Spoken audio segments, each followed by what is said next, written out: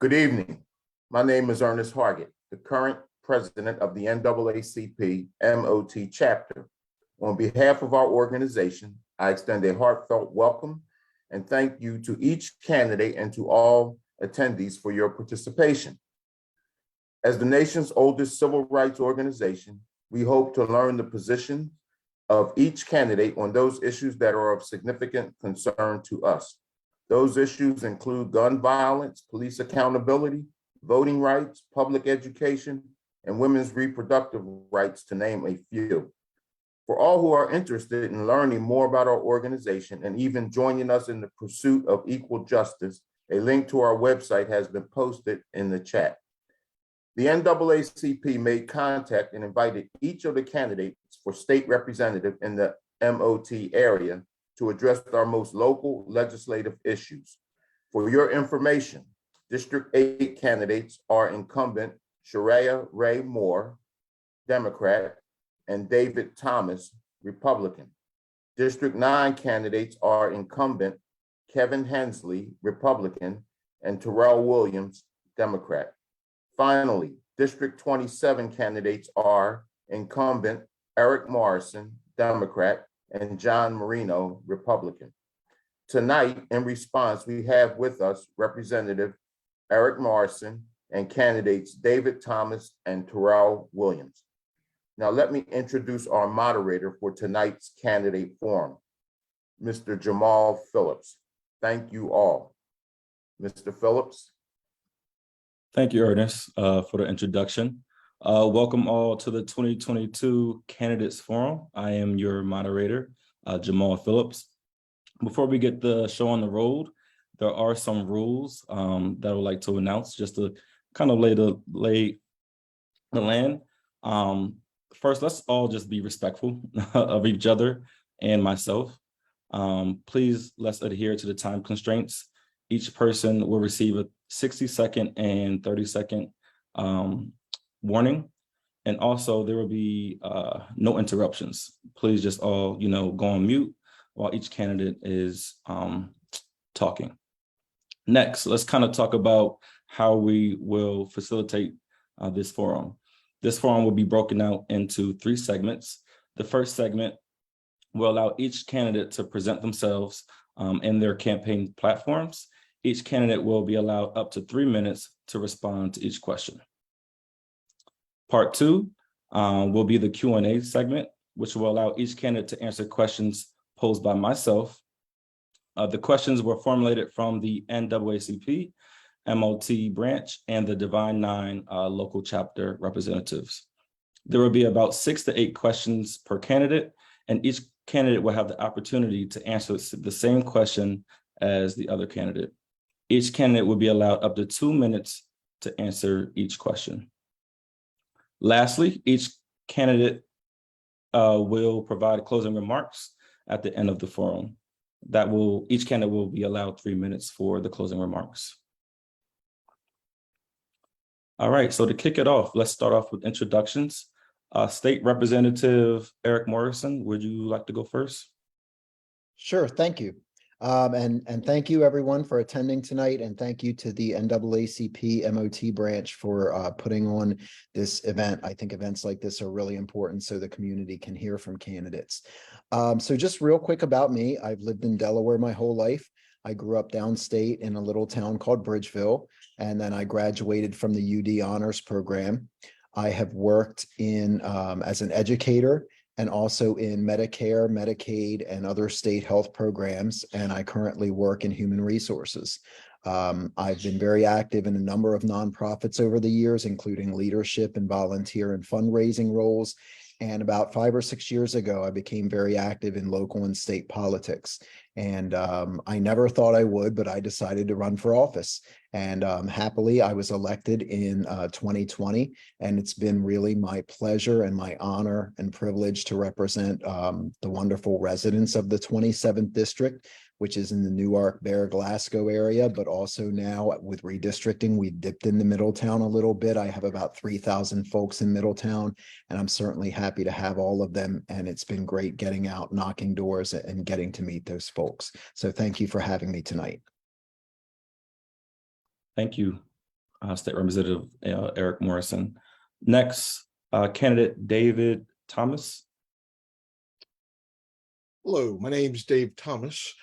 I'm running for representative in the 8th District.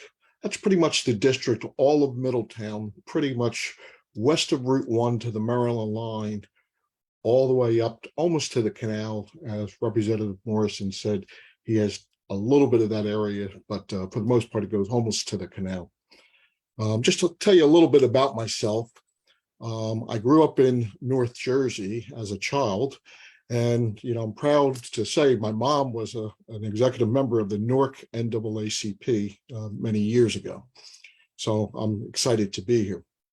I went to school at the University of Delaware, and I also then got a master's from Wilmington University. After the University of Delaware, I joined the Delaware State Police. I was with the Delaware State Police for 20 years, and then I retired. After that, I was appointed by the president as the United States Marshal for the District of Delaware.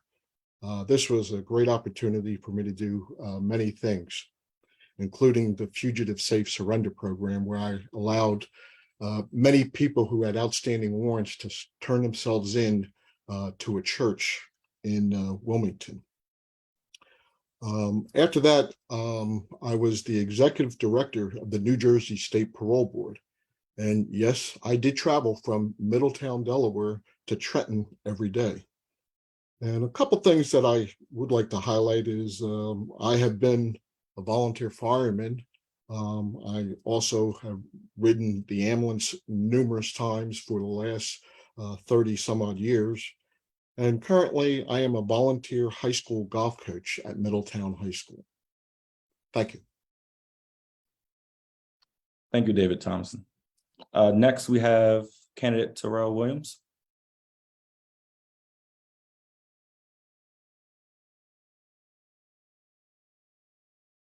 You're on mute, Terrell. Sorry about that, guys. Well, good evening, everyone. My name's Terrell Williams. I'm the Democratic nominee running for state representative in Delaware's 9th District. I have lived in Delaware now for 10 years, lived in the Middletown, Odessa, Townsend area for 5 years now, a little over 5 years. The 9th District includes everything, well, it includes the unincorporated areas of Middletown proper. So everything going along Route 13, everything below the canal until about the tips of Smyrna, our most southern point before entering King County. I am a public defender for the state of New Jersey. So like you, Mr. Thomas, I know about the drive from Middletown to Trenton, but for the most part, I work out of Salem County, New Jersey.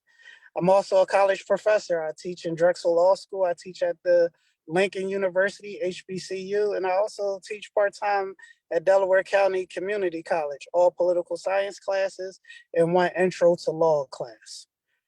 I am running for state representative because our district is in need of change. For far too long, Representative Hensley has been allowed to occupy the fringes of public service and cater to some of the most radical right-wing fanatics that our country has seen in the last 30, 40 years. I want to bring civility back to democracy. I want to bring decorum back to the General Assembly. And I want to go to Dover and advocate for the working and middle class. I want Delaware to become a more inclusive state.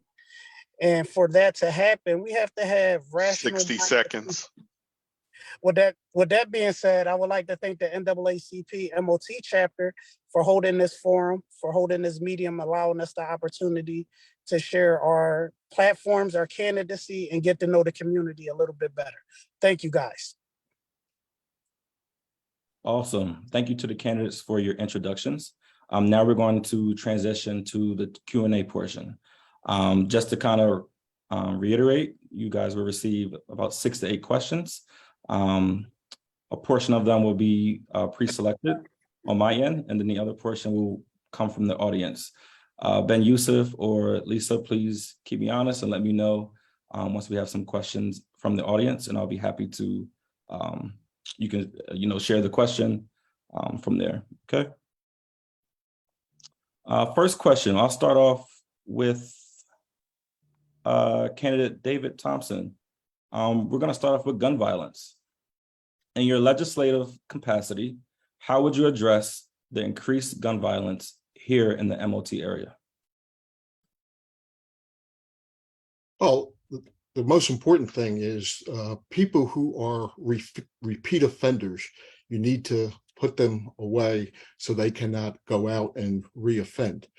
So if a person, in fact, is arrested for possession of a weapon during the commission of a felony, I do not believe that we should be letting them out on bail. They are a danger to the society.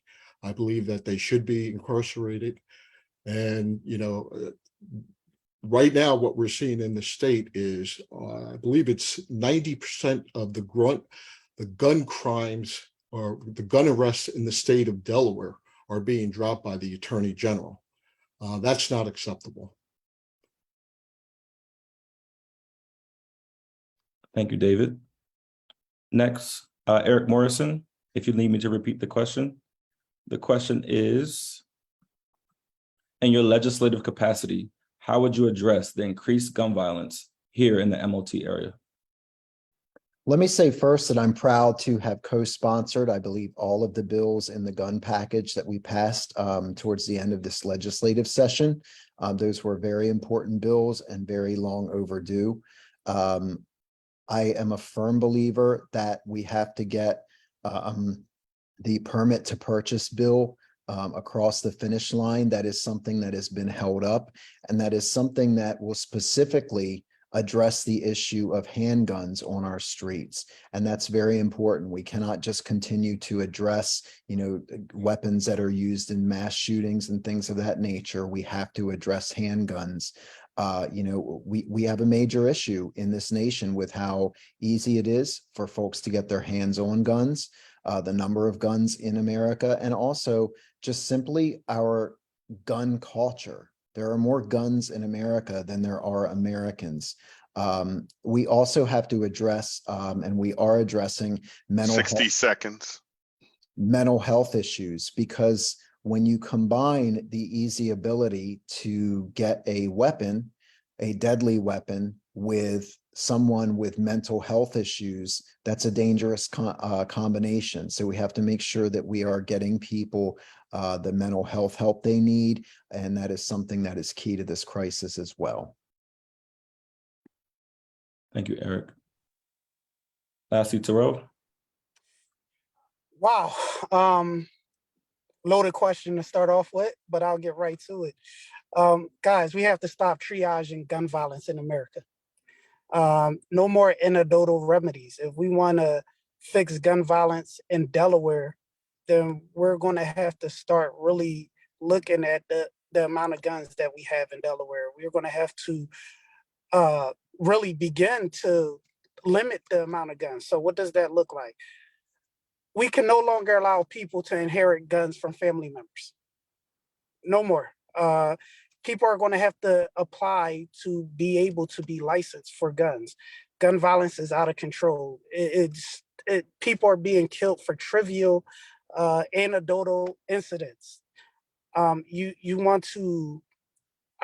don't want to infringe on people's Second Amendment rights, but my Second Amendment right to own a firearm does not trump public safety and everyone else's right to have a safe and secure community. 60 seconds.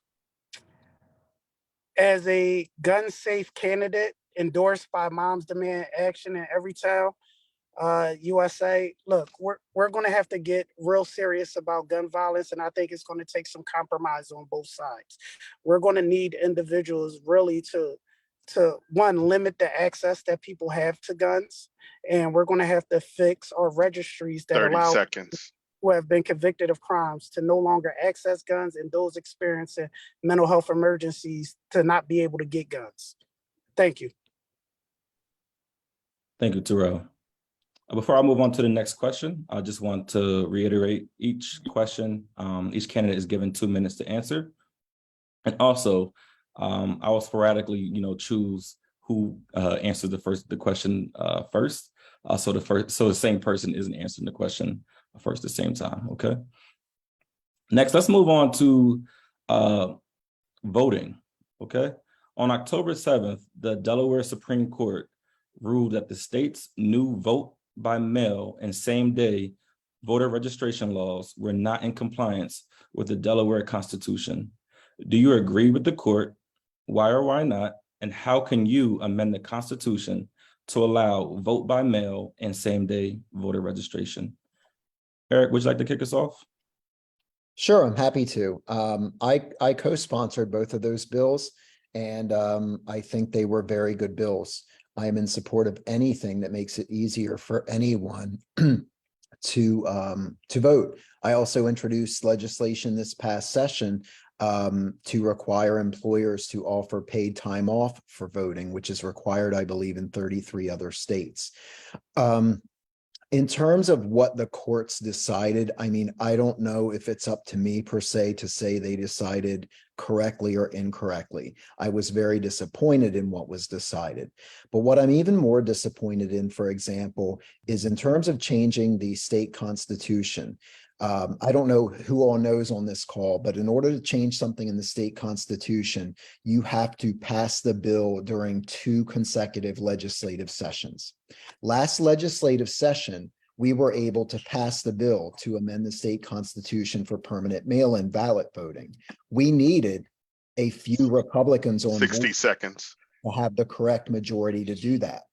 This time, though, all of those Republicans dropped off, and they dropped off because they were bowing to pressure from their Trumpian right-wing conservative faction of the party, and an election's coming up. And that's what was so disappointing. So we would have this if it were not for Republicans, and that's an extreme disappointment. I am 30 seconds. I am committed to getting same-day voter registration. I am committed to making mail-in ballot permanent. And to do that, we need to get Democrats, and in particular, more progressive Democrats down in Dover.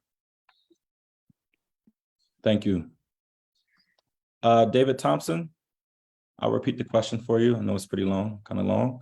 On October 7th, the Delaware Supreme Court ruled that the state's new vote by mail and same-day voter registration laws were not in compliance with the Delaware Constitution. Do you agree with the court? Why or why not? And how can you amend the Constitution to allow vote by mail and same-day voter registration?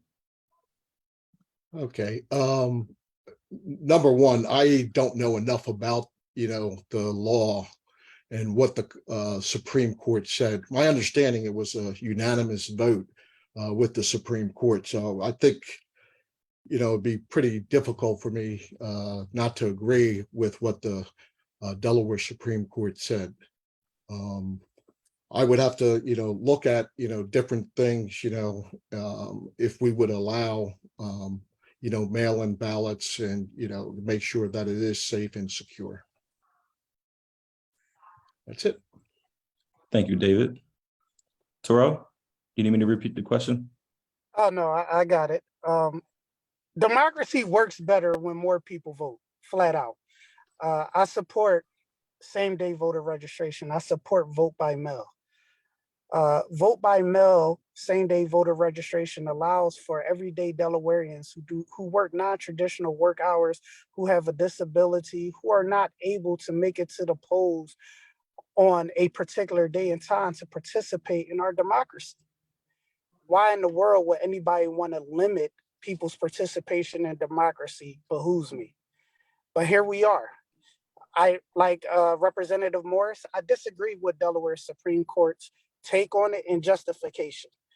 However, the only way to ensure that more Delawareans are able to vote and to participate in future elections without any encumbrances is to ensure that we have a progressive Democratic representative in the 9th district that's willing to put forth diverse, 60 seconds.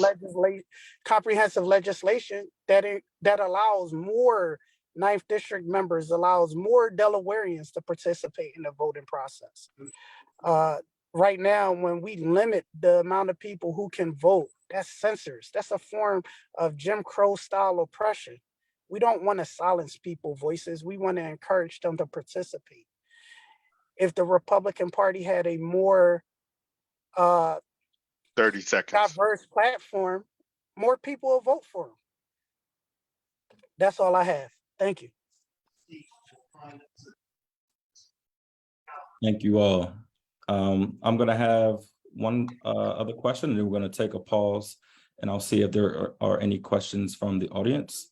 As we've touched on gun violence and voting so far, let's kind of move on to some goals that each of you have, right? So starting with you, Terrell, if you were elected, what would be the first bill you would author and why? So, of course, day one in office, if elected or when elected, I'll be coming to Dover with several bills. One, to protect abortion. Two, to promote gun safety. But my most important bill, near and dear to my heart, would be establishing a mental health court. I think it's time for Delaware to catch up with our surrounding states. Right now, if a person is having a mental health emergency in the state of Delaware, we call 911. And 911 warehouses them in the criminal justice system. That means that person is either going to go to jail or prison, receive some type of criminal record for an issue or incident that only required medical treatment, some form of health care. I want to expand mental health treatment in the state of Delaware. I want to normalize people who are suffering from addiction or just a nervous breakdown or some type of mental health issue with getting treatment. We no longer want to stigmatize mental health. 60 seconds. By creating a mental health court, we'll be able to divert individuals who are in need of treatment and healthcare away from the criminal justice system, away from our county jails, away from our county prisons. We're no longer warehousing them. People that have mental health issues and addiction issues are not receiving treatment in jail. However, they do receive treatment in healthcare facilities. 30. So that is my goal. Day one is to establish a mental health court in the state of Delaware that triages and helps those individuals suffering from a mental health disability. Thank you. Thank you, Terrell. Eric Morrison, would you like to answer next, please? Happy to restate the question. Well, I think the question was about, the first piece of legislation to be introduced. As an incumbent, I'll talk about, I've passed several pieces of legislation and co-sponsored many pieces of legislation.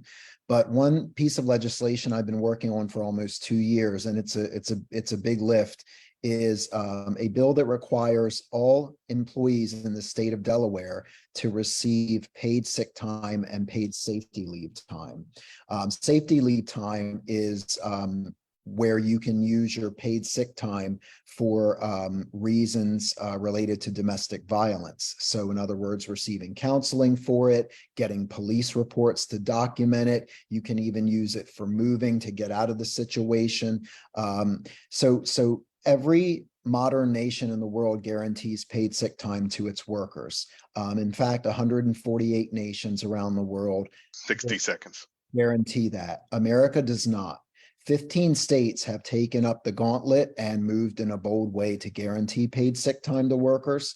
And that's what we should do. And it's good not just for workers, it is good for businesses, and it's also good for public health. We saw during COVID, we have people who do not have paid sick time, who are often at the lowest end of the socioeconomic ladder, and who often come into contact with people and product and food the most. 30 seconds. Reporting to work while they're ill because they live paycheck to paycheck, and for them taking a day or two unpaid work is very serious. So this is a piece of legislation I'll continue to work hard on.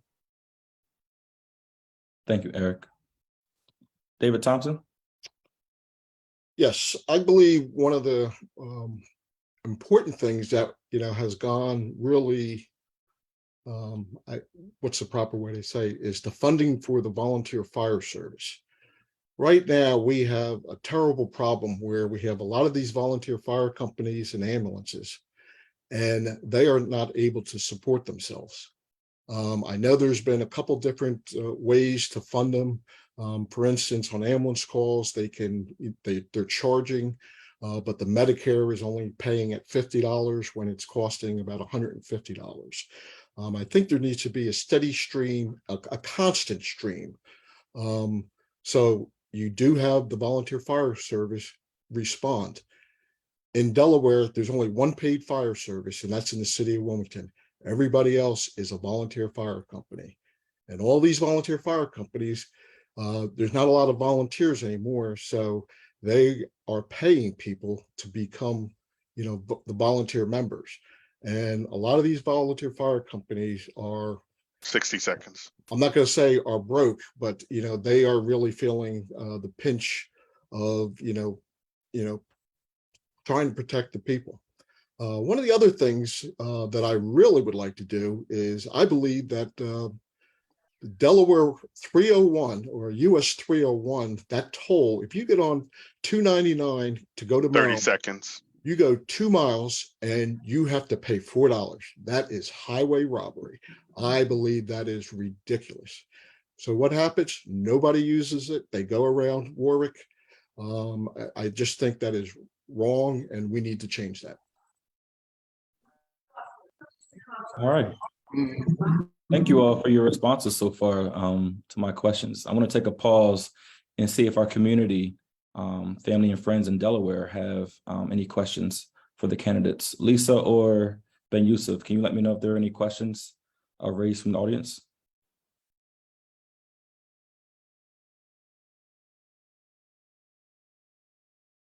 I don't see any at this point. Okay. All right, let's keep chugging along then. Let me see. I'm kind of bouncing around here. Oh, okay. So let's start off. David, do you believe marijuana should be legalized in Delaware? Why or why not? That's a good question. I really don't know the answer to it. I don't think politicians should be making that decision. I believe we should have doctors making that decision. I would love to hear some pharmacists, some doctors. I've had doctors say that it's not a problem, and I've had other people say that it is a problem. So I don't know the answer. I would love to hear more debate on it with doctors and pharmacists about that. Thank you, David. Terrell, do you have any perspective there? You're on mute. Yes, I do. So first, let me say, yes, marijuana should be legal. I think especially the Black and Latino communities have bore the brunt of illegal marijuana sales and transactions that have led to mass incarceration and just personal hardships on individual families and systemic poverty in certain communities. Yes, marijuana should be legalized. Delaware has a unique opportunity to bring in another stream of revenue. My only caveat to supporting marijuana in the state of Delaware would be to ensure that minority candidates are able to partake in the industry. Right now, in the US, only 1%, less than 1% of marijuana industry stakeholders are African 60 seconds.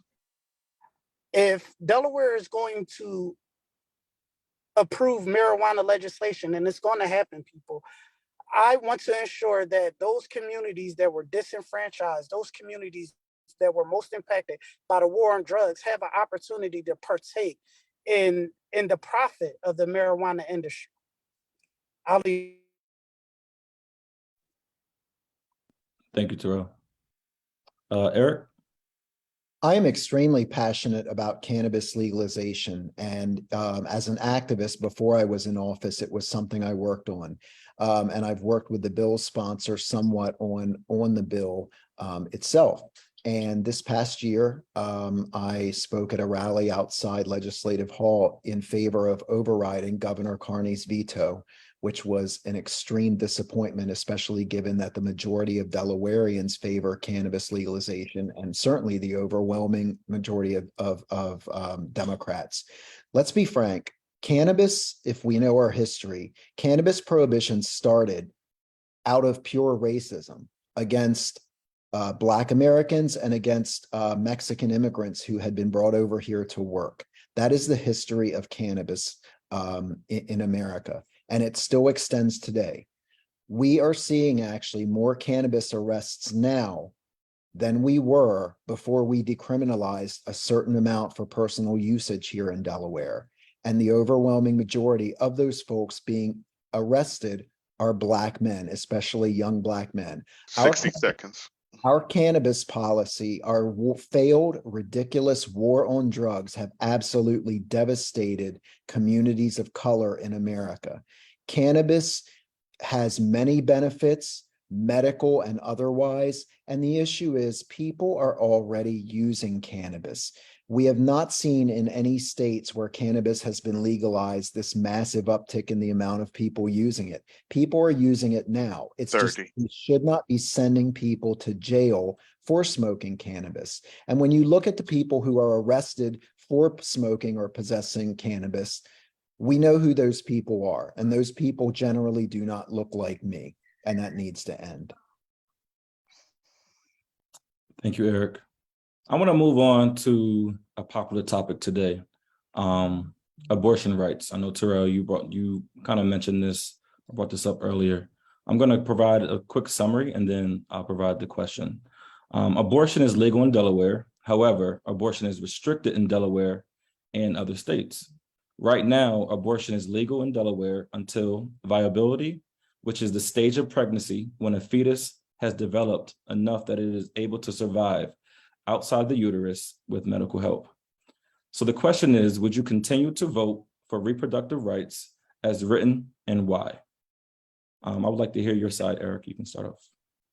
So let me say that I fully support a woman's right to choose and a woman's right to control her own body and a woman's right to, and a man's right to access all reproductive and contraceptive services. And I oppose any efforts to erode that right, just as we've seen from a few Republican downstate legislators. I want to address, I think, what's an underlying myth here, though. A lot of people seem to think that there are massive numbers of quote unquote late-term abortions going on. That's simply not true. When you actually talk about the number of abortions that are going on past when there is a detectable heartbeat in the fetus, it's less than 1%. And of that 1%, the vast majority of those abortions are performed because the mother's life has been discovered to be at extreme risk, or there has been discovered an extreme abnormality with the fetus. The very, very few remaining abortions that happen after that point are ironically because women cannot afford it or do not have access 60 seconds. or not in a geographical location to access it, and they have to wait. So you would think that folks who approve these later term abortions would actually want earlier and better access to abortions. We also need to enshrine in the state constitution the right to abortion. We also need, and I've been working on this, 30. Other legislators, we need to ensure that women who are eligible for Medicaid here in Delaware are able to access abortion at no cost. Thank you. As there was a lot of sensitivity around this subject, I'm just going to restate the question just to make sure I'm crystal clear. You can form your answers around it, okay? Would you continue to vote for reproductive rights as written and why? Terrell, I'll let you go next. Abortion is healthcare. I'll repeat that again. Abortion is healthcare. Planned Parenthood, first off, abortions make up a very small point, a very small part of what Planned Parenthood does. I don't understand why the radical Republicans want to attack abortion, but yes, I support a woman's right to choose. I will support legislation as it is. I will work to ensure that Roe versus Wade becomes codified law in the state of Delaware. I will ensure and protect the rights of women in the state of Delaware to control their own narrative and to control what goes on in the examination room. My goal is to keep politicians out of the examination room. More importantly, I want to ensure that women that are coming into the state seeking reproductive health care is able to access it without being criminalized back in their home state. Abortion is healthcare. And despite how some people may view it or whatever moral convictions or religious convictions 60 they seconds. have, abortion is an individual choice. Mhm. More importantly, I would look to ensure that we change the narrative. People focus on abortion as the only thing that governs reproductive rights. No, let's talk about pregnancy, maternal health care for African American women. That is reproductive rights. Let's focus on that. Let's talk about prostate cancer in the African American 30 community. seconds. People, that is reproductive rights right there. We have other things to focus on that can be more impactful than about the 2% of Americans that may or may not get an abortion for whatever reason. Abortion is healthcare. Thank you. But, David but, Thompson. but before we continue, I just want to make sure everyone's clear. Folks who are in the audience, please keep your microphones muted. Please do not make any noises in the background. Thank you. You will be booted out. Thank you, Ben Youssef. David Thompson, would you continue to vote for reproductive rights as written, and why? Well, if it's the current law, I don't think we would have to vote on it. Is that correct? Is that a question? I mean, if the current law says, that, I believe it's what, is it 15 weeks or 20 weeks after that? I don't think we would have to, vote on that. I believe, that abortion, there should be, when Roe versus Wade was first enhanced, or was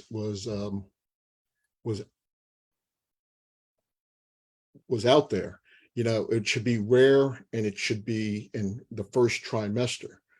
I believe that that's something that, we should in fact do. I definitely do not agree with, these abortions that are 8 months, 9 months. And I've even heard people saying that, even if the baby is born, they can, murder the baby after 60 it's actually been born. seconds. Thank you. Thank you. All right, let's move on to transportation. Governor Carney told us that more than a quarter of the residents in the Route 9 area do not have access to a car and rely on walking, biking, and public transportation, for which a $6 million award from the Rebuilding American Infrastructure with Sustainability and Equity program was applied to help make Route 9 safer and livable for pedestrians. What do we need in MOT to meet our residents' transportation, modernization needs, and how would you help legislatively? Terrell, can I have you kick it off, please?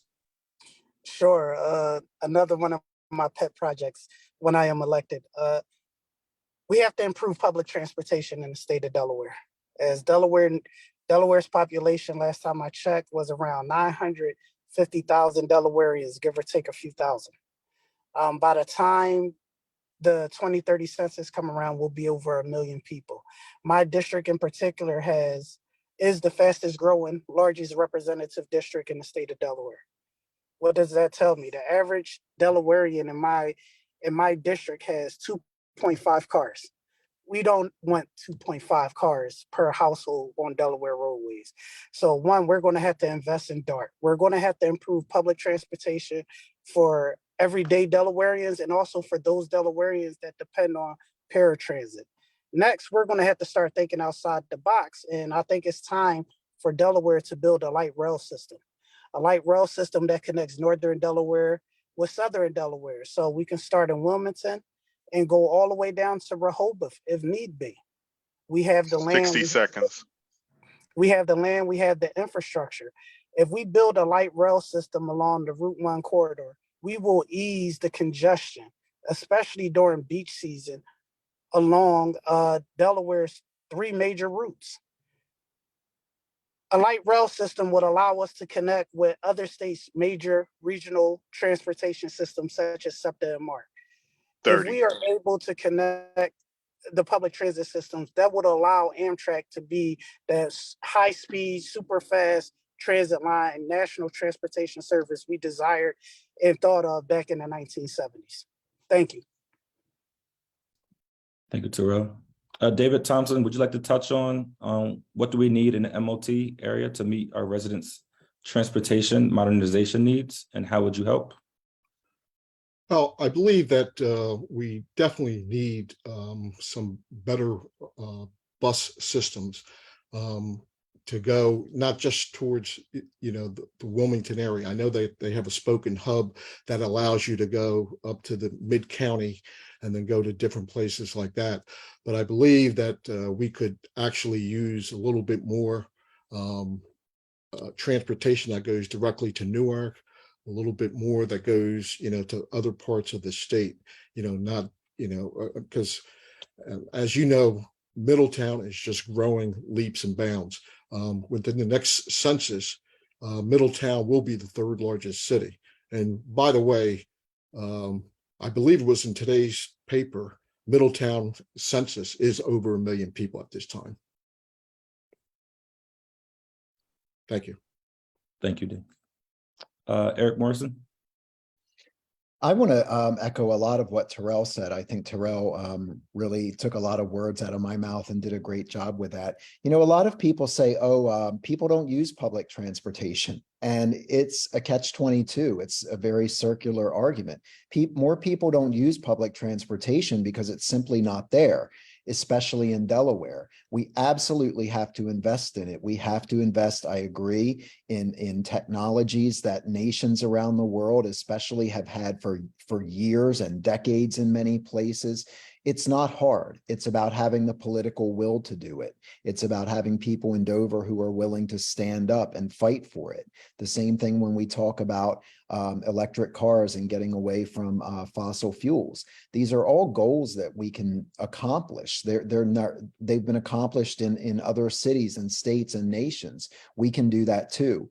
I think another thing I want to point out too is that part of a state representative's job is constituent services. And one thing that I take a lot of pride in is that I have a lot of constituents reach out to me about specific roads, and I commission 60 seconds.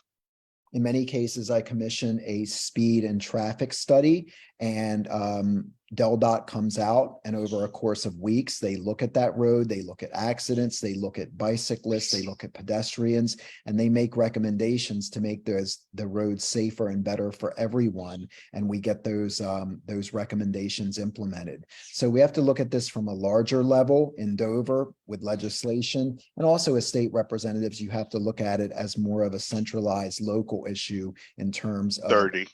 Working on specific roads and areas in your own district. Thank you, Eric. I do want to take a quick pause just to check the temperature of the room and see if we have any questions from the audience. Ben Youssef or Lisa Bynum, if you can let me know. If not, I have about 2 more questions in my docket. No questions at this point. Cool. I'll push forward. This next question is around Senate Bill 149. Currently, Delaware is in the minority of states that bar public access to public misconduct records, and is the only state in the country with a specific confidentiality clause in its law enforcement officer's Bill of Rights, acronym LEOBOR, which is Law Enforcement Officers Bill of Rights, just to restate. Under Delaware's LEOBOR, police misconduct records are secret and not accessible to criminal defense counsels, the media, or the public. Would you vote for transparency and accessibility to police records?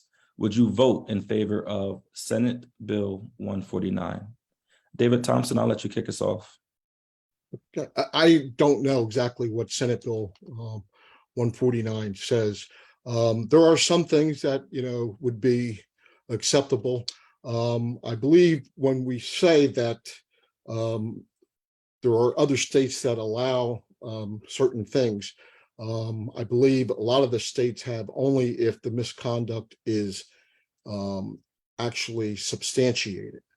I believe, there's been legislation written that any claim against an officer would in fact, be against your record, regardless if you're found, if it was unfounded or founded. I can tell you as a state trooper, I had internal affairs against me and I had no clue what they were even talking about.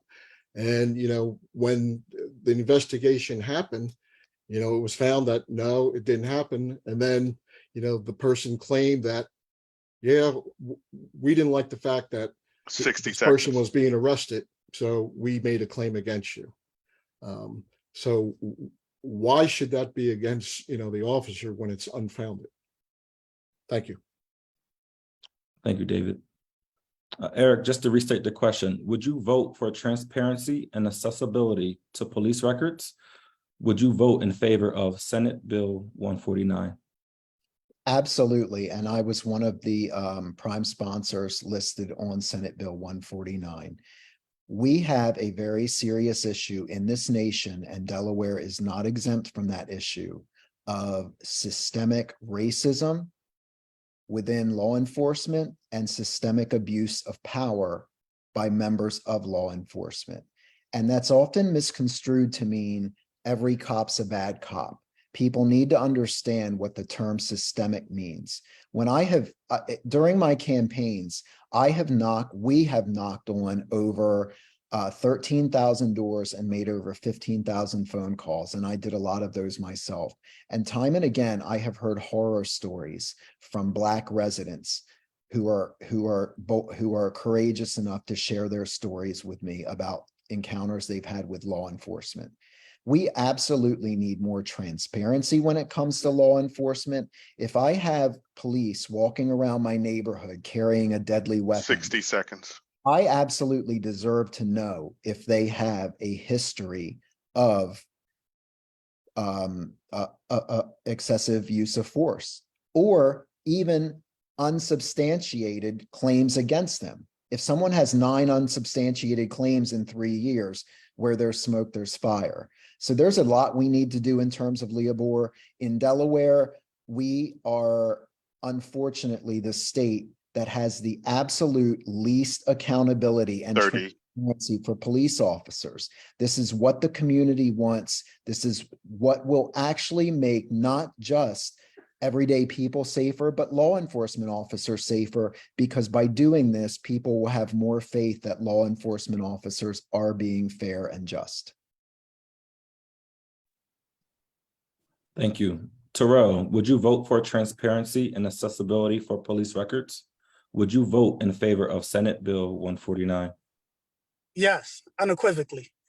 When we look at policing in America, well, first off, let's just take it from this lens. There is no other industry in America that is allowed to operate under a veil of secrecy like law enforcement in America. As a lawyer, if I mess up or if I'm accused of doing something, it's a book in the state of New Jersey that they're going to publish my name in to allow people, one, to censor me, and so other people could be aware. If someone commits medical malpractice in the state of Delaware, there's a list that they go on. The same for CPAs. Why isn't that the same for law enforcement officers? If we want, first off, law enforcement in Delaware needs to have a paradigm shift in culture. If it wasn't for so many General Assemblymen being former law enforcement officers, Leobor would not be a problem. We want 60 seconds. We want accountability and transparency. We don't want to target officers who do the right thing, but for those officers who have a propensity to do the wrong thing, we want to identify them. We don't want them to fly under the radar. 90% of the police officers I speak to want to weed out bad officers. Well, if they want to weed out bad officers, we need mechanisms in place that allow us to identify those officers, 30 seconds. target those officers, and get them off the police force, and then stop them from joining other police forces. Yes, I support Senate Bill 141. Thank you. Just We do have a question from the audience. Are you sure, you can go ahead and read the question, Ben Yusuf. okay? This goes back to the marijuana use, and it says, should the users of marijuana face the same penalties of those people who consume alcohol while driving?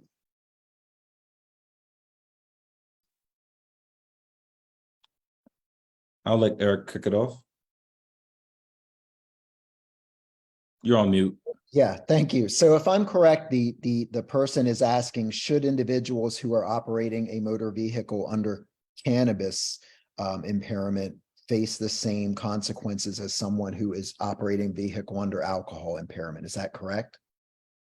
I think that's what I heard. And the answer to that is they already do. There's a myth out there. You know, you can be, for example, you can be arrested for driving while intoxicated or driving under the influence for being on prescription drugs that do not allow you to operate a vehicle safely. So it's already out there, actually. So that's a non-issue. I will say, you know, and I'm not saying that whoever asked this question is saying that, but there is a lot of misinformation out there regarding, you know, fear that if we legalize cannabis, then a lot more people are going to be driving while under the influence of cannabis. And I don't believe that to be true. And the states that have legalized cannabis have not seen that either. Because again, the people who are smoking cannabis they're doing it already. It's just that they're doing it illegally.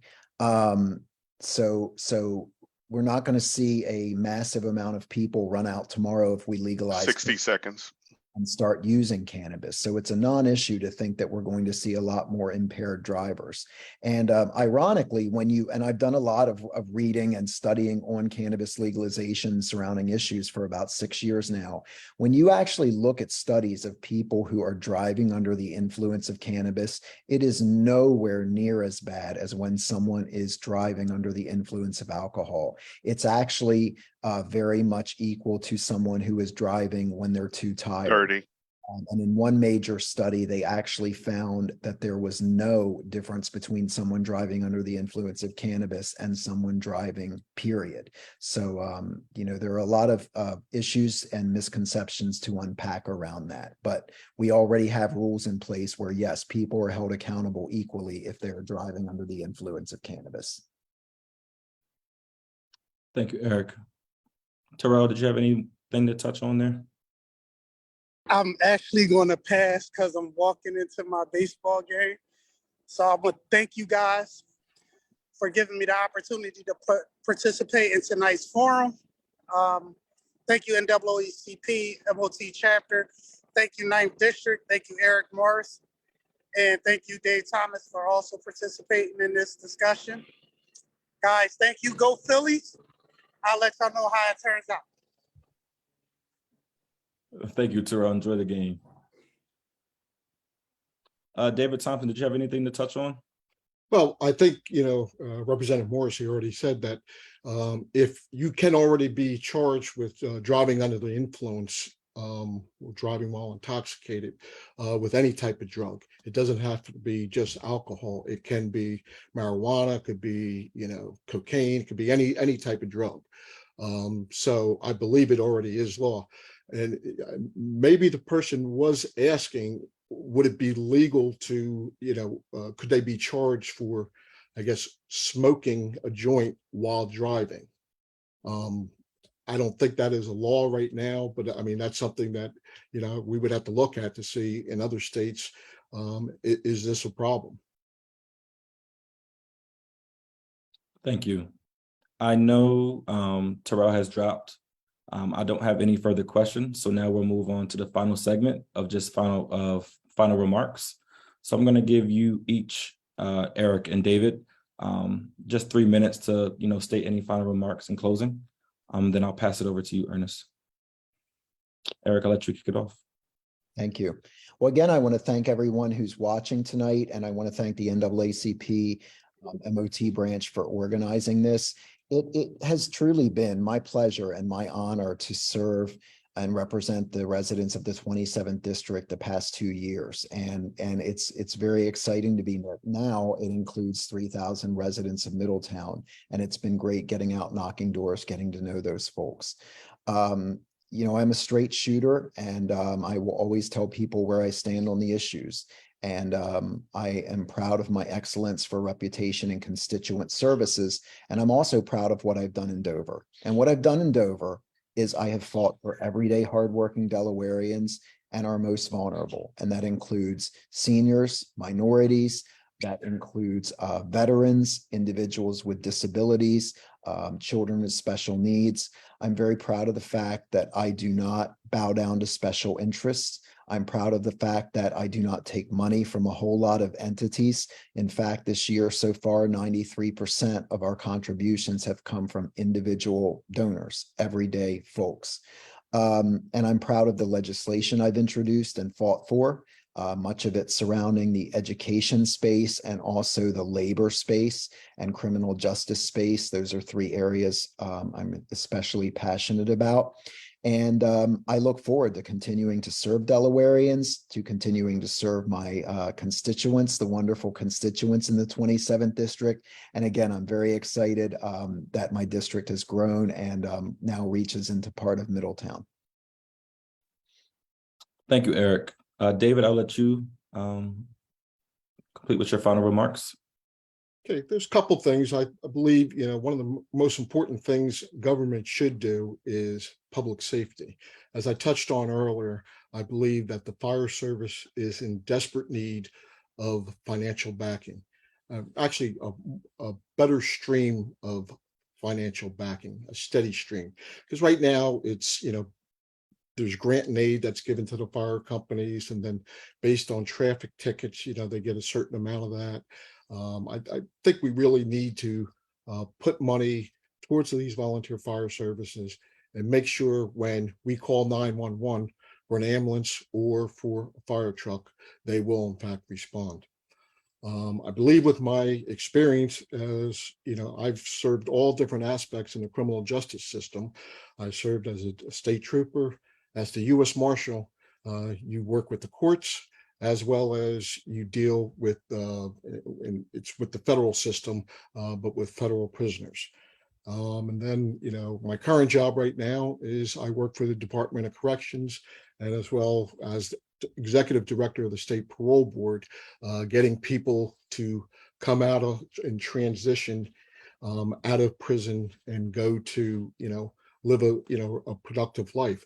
I forget what the exact statistic is, but it's around 98% of the people who are in fact incarcerated are going to come back to the street at some time. So I believe that's important. Probably the most important thing as a representative is you have to be available for constituent relations. The best ability is availability. Right now, the current rep in this district has not been to one town hall meeting in Middletown in 2 years. I've been running for since March. I have been to every town hall meeting. I just think that if you don't know, I mean, and 80 to 90% of the district is in the town of Middletown. If you're not on, if you don't know what's going on in the town, I think there's a real disconnect. Thank you. May I chime in for 1 second, please? Hi, this is Lisa Bynum, Technology Chair. I did just admit Representative Ray Moore. Mr. Phillips, can you please give Ms. Moore 3 minutes, Representative Moore 3 minutes to explain her platform and to provide her thoughts? Thank you. Sure. Good evening, everybody. I do apologize for being late. I actually had several commitments to do this evening prior to receiving the email, which I did reach back out, but I wrapped up early and I'm able to be here now. So thank you for yielding me some time. I am Sheraya Ray Moore, and I am the state representative for the 8th District, which is the majority of the incorporated limits of Middletown. I'm a mother and an educator, and those two things are why I ran and why I'm running for re-election. I'm on the front lines of education, and I see firsthand how much more we need to do for our students and for them to succeed.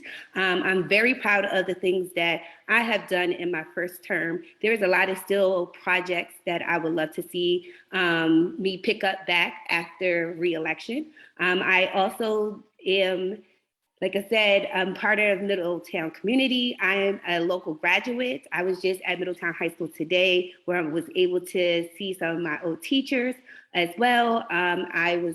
I'm very involved. I used to be very involved in the local chapter prior to running for office and being a full-time teacher. So I'm very excited. I hope that I still get time to answer some questions so we can get some feedback and my answers and my point of view on different topics. Thank you. Thank you, Representative Sheree.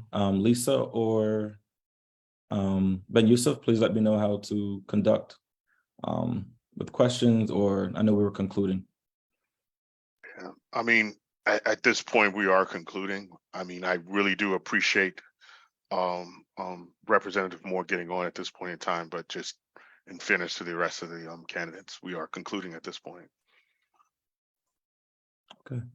Well, first, I want to say thank you for allowing me to be your moderator tonight. Thank you to the candidates for participating in the 2022 Candidates Forum hosted by the NAACP MOT branch and our fellow Divine Nine. Now I'll pass it over to Ernest Hargett to conclude with final remarks. Thank you. And again, let me also say I want to thank you all. To each candidate, we hope you found this forum helpful in sharing your platform, becoming an elected official in the Delaware legislature. To all attendees, it is our hope that the knowledge gained during this forum will assist you in the important vote you will cast on November the 8th. In any event, we hope that you will consider joining this organization and helping to ensure that those elected to serve do just that. And we thank you all. Good night.